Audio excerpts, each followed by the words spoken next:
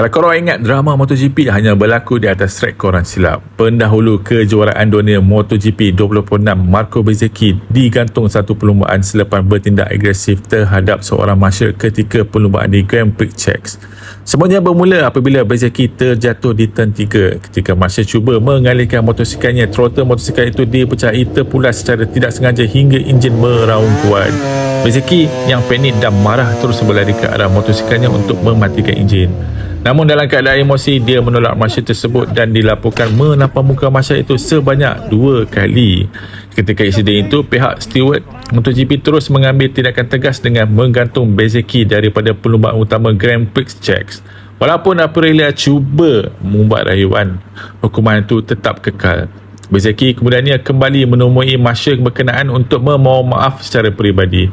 Satu detik kemarahan tetapi kesannya mungkin mengubah keseluruhan perebutan gelaran dunia MotoGP ini. So, apa pendapat korang? Hukuman ini terlalu keras ataupun memang wajar?